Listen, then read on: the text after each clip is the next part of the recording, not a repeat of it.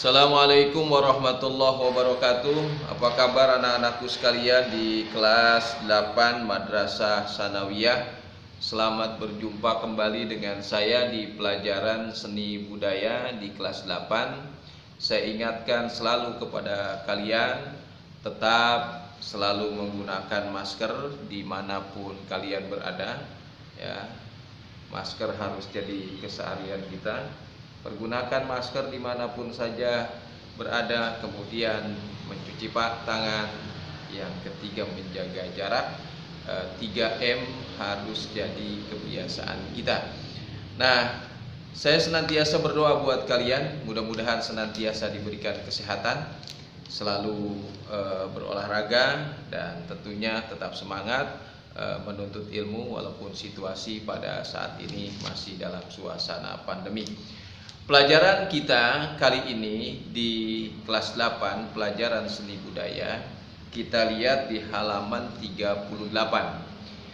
Di halaman 38 ada judul daripada pelajaran kita adalah unsur-unsur pendukung dalam tari tradisional.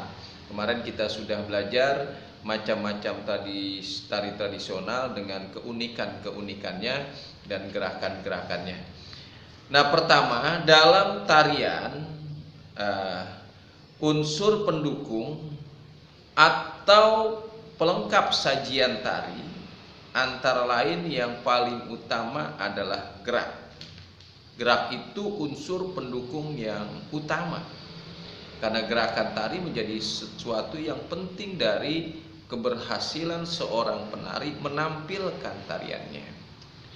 Geraknya apa? Gerak itu yang sudah kita bahas di kelas 7, ada gerak murni, ada gerak maknawi.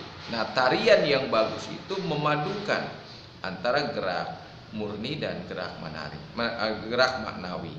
Mana misalnya gerakan murni, yaitu gerak seorang penari ketika memutar-mutar tangannya, atau melakukan gerakan memutar, atau menggoyang-goyangkan pinggulnya, itu termasuk kategori gerak murni.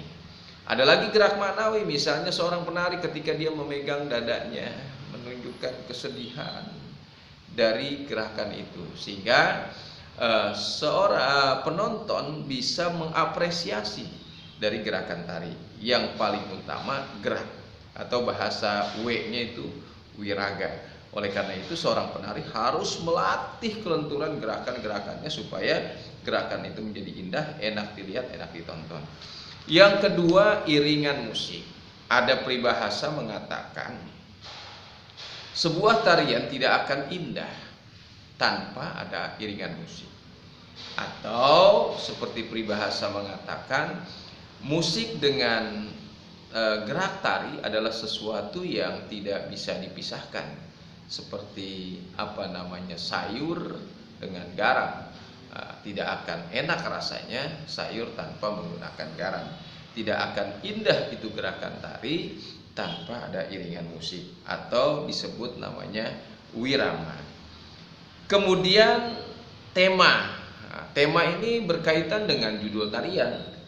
Kalau kita saksikan dan kita perhatikan di semua tarian pasti ada temanya. Misalnya yang umum tari tradisional, tari nelayan, atau tari Ramasinta dan lain sebagainya, ya. Nah, tema ini menjadi penting sebagai pembuka pikiran seorang penonton untuk menikmati tarian. Kemudian yang ketiga, tata busana. Tata busana itu berkaitan dengan properti, pakaian-pakaian yang dipergunakan sesuai dengan jenis tarian yang akan ditampilkan. Kemudian yang keempat, tata rias. Tata rias juga menjadi sebuah unsur penting dalam tarian. Kemudian yang kelima, tempat. Tempat ini berkaitan dengan pentas atau panggung. Kemudian yang ketujuh adalah tata lampu, lighting, dan tata suara. Dan yang terakhir, properti atau bagian-bagian dalam tata panggung dalam tarian. Yang pertama gerak. Unsur pokok tari adalah gerak. Itu paling harus kita ingat atau disebut wiraga.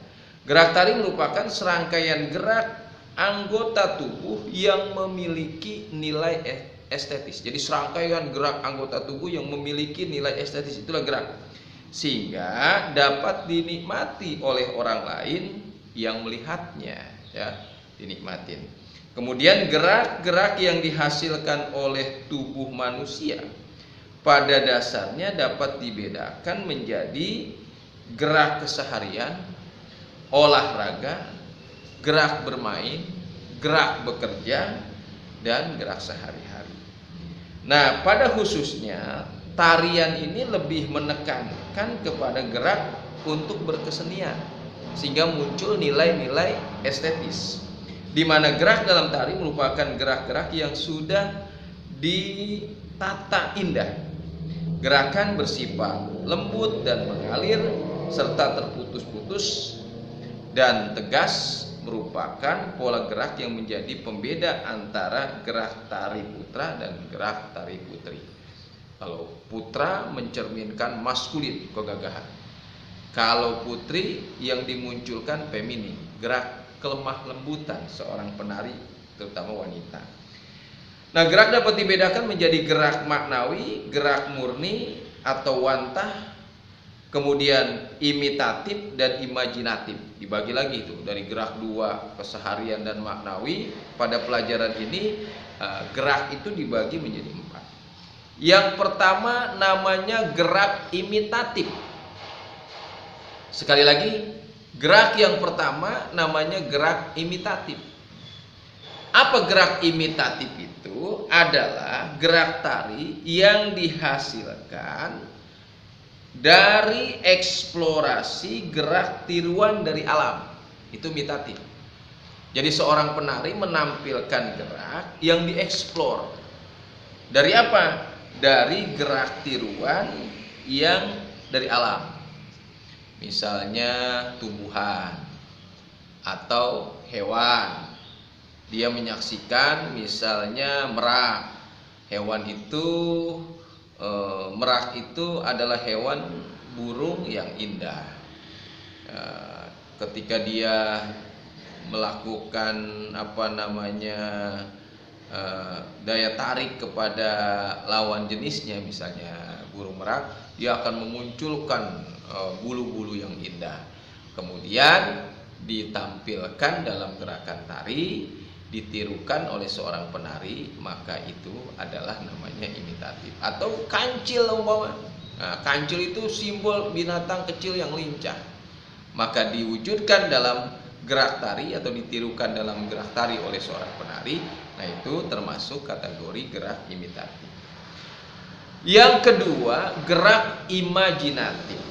Gerak imajinatif adalah gerak yang dihasilkan dari rekayasa manusia.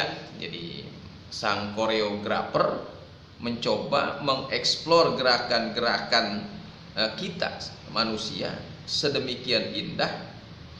Ya, misalnya gerakan ngeremo, nyerimpi sedemikian indah dieksplor oleh sang koreo, maka itu namanya gerakan imajinatif.